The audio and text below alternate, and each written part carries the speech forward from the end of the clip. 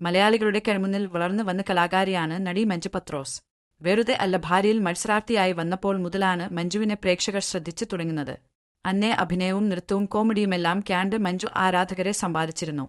Reality ഷോയുടെ ഭാഗമാകും മുമ്പ് 2003 മഞ്ജു ചക്രം എന്ന സിനിമയിൽ ചെറിയൊരു കഥാപാത്രം അവതരിപ്പിച്ചിരുന്നു. വെറുതെ അല്ല ഭാര്യയ്ക്കു ശേഷം സിനിമയിലും മിനിസ്ക്രീനിലും നിരവധി അവസരങ്ങൾ മഞ്ജുവിന് ലഭിച്ചു. ഇന്ന് തിരക്കുള്ള ക്യാരക്ടർ ആർട്ടിസ്റ്റാണ് മഞ്ജു പത്രോസ്.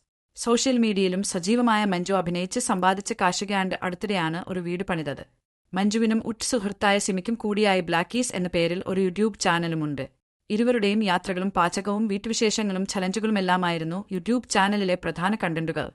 ഇപ്പോഴിതാ ഇരുവരുടെയും യൂട്യൂബ് ചാനലിൽ പ്രത്യക്ഷപ്പെട്ട പുതിയ വീഡിയോയാണ് ശ്രദ്ധിക്കപ്പെടുന്നത്.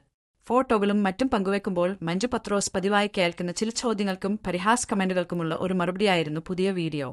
പണ്ടുമുതൽ മഞ്ജുവിനെ പിന്തുടരുന്നവർക്ക് നടിയുടെ നിറത്തിലും വസ്ത്രധാരണത്തിലും ഫാഷൻ സെൻസിലും വന്ന മാറ്റങ്ങൾ കൃത്യമായി അറിയാം.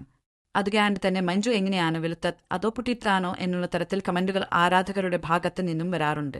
നടിമാർ പാതുവെ ചെയ്യാറുള്ളതുപോലെ ട്രീറ്റ്മെന്റ് എന്തെങ്കിലും മഞ്ജു ചെയ്തോ എന്ന സംശയവും ആരാധകർ പ്രകടിപ്പിക്കാറുണ്ട്. പുതിയ വീഡിയോയിലൂടെ എല്ലാ ചോദ്യങ്ങൾക്കും പരിഹാസങ്ങൾക്കുമുള്ള മറുപടിയാണ് നടിയും സുഹൃത്ത് സിമിയും ചേർന്ന് നൽകിയിരിക്കുന്നത്.